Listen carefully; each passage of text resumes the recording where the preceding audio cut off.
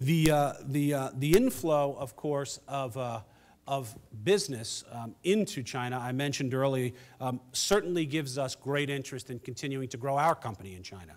And let me talk a little bit about how we're thinking about that. Of course, Hong Kong Disneyland is today our flagship in China, is the place from which the Disney brand is emanating in the biggest fashion. I'll tell you a few more things the company is doing as well, but these big physical locations where people get an immersive experience of the Disney franchise are incredible in terms of spreading knowledge of the brand, familiarity, and of course the desire to be part of the brand. Today, China is already the fourth highest visited country in the world after France, Spain, and the U.S. So we're in the game, we're in the hunt as a company, and but we've got a lot to go. We obviously have been working with the government in Hong Kong for a mutually beneficial purpose. Those of you who have visited Hong Kong or are from Hong Kong and spend a lot of time there know that most of the visitors historically have been adults. There haven't been a lot of families from the mainland visiting Hong Kong, mainly because there was nothing for families to do. It is and has been known as a shopping and dining destination. And when we came together with the Hong Kong government in the year 2000, it was with the intention for them strategically to change that and to get more on the map of a family destination. And of course for us, with a knowledge that as people get wealthy, yes, first they start to travel as individual adults in groups, but as they get wealthier, of course they want to take their children with them, they want to take their grandparents with them, and they want to travel as a family group and not as a tour group. And Hong Kong Disneyland, of course, is the perfect product for that. And we've had pretty dramatic results vis-a-vis the change that's occurred in Hong Kong, and I don't want to take all the credit for that, but we certainly, Hong Kong Disneyland has been a big part of that.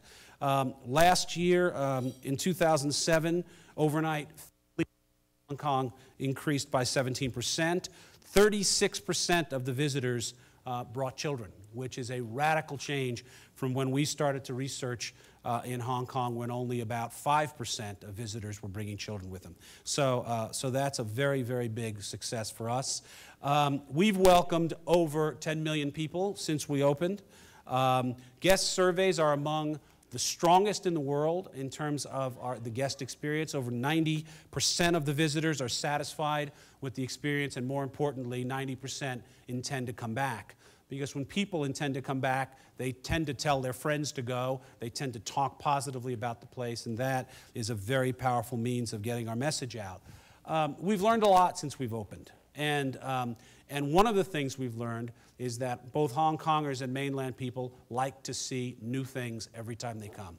And we've used seasonal events like Christmas, Hong Kong, not as a traditional thing like we do here in the U.S., where you come back to experience something similar to what you came last year. After all, it is Christmas.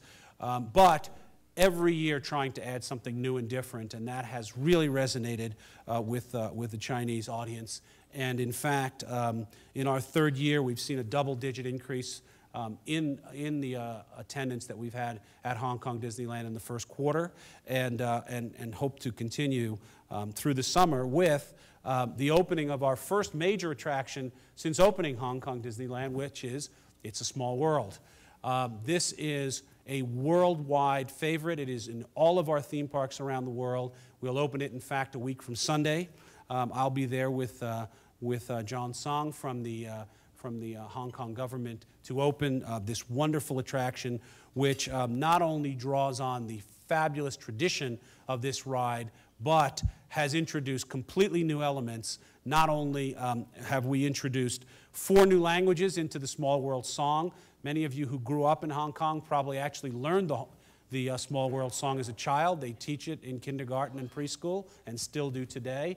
But different parts of the ride will have that song in Cantonese, Pudinwa, Korean, and Tagalog, and those are all new for us relative to other locations around the world.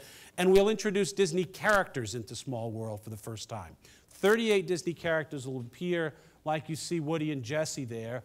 Very much Small World style, but they will be in the relative geographies. And if you've got really good eyes in a blurry photo, here's our little homage to Hong Kong with a Star Ferry that will go back and forth, just to remind our Hong Kong guests that we know where we are and are happy to be there.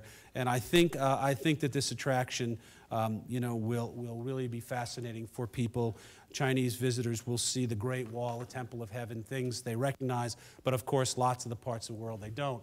We're also introducing other things, big and small. I won't go into each of these, but this is an interactive conversation with Crush from Finding Nemo.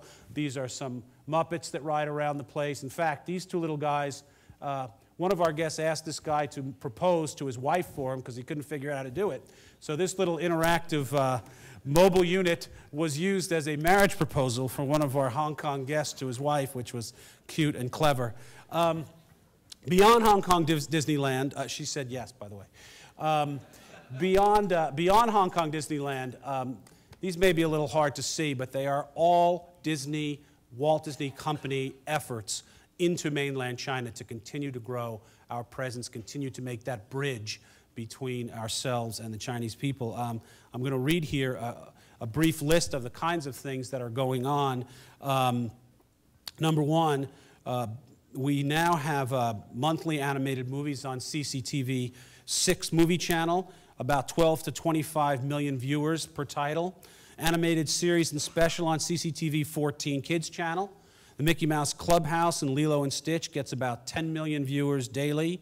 Chinese New Year special was taped at Hong Kong Disneyland and showed very strongly in the mainland. For only 5, I say only 5, but I'll say 5, Disney films were released in 2007, the highest number in 1 year.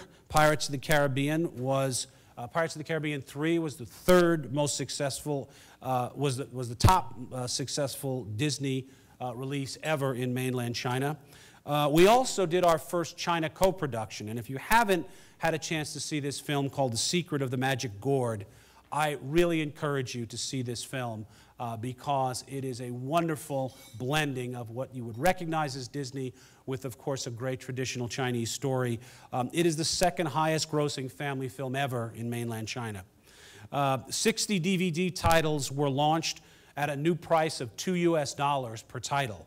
Rather than continue to bang the drum and fighting piracy defensively, we decided to attack it proactively by offering DVDs at a price that is not too different from what people buy pirated DVDs at. It has been wildly successful, has gotten the franchise out there in 60 million titles since August, so there are more than one way to skin a cat.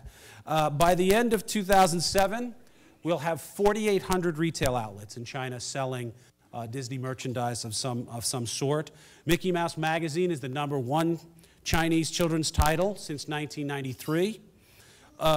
Disney mobile downloads are up 2,723% every month over prior year. So rapidly increasing. And Disney.com today, Disney.com.cn averages about 1 million unique users per month, making it the leading children's and family website like it is here in the U.S. So continue to push, market people of great interest. In travel and tourism, it is my future, so it's best to wake up to it and be ready for it. For the Walt Disney Company, like for many of you, a market of great interest that we continue to be proud to be part of and want to be part of.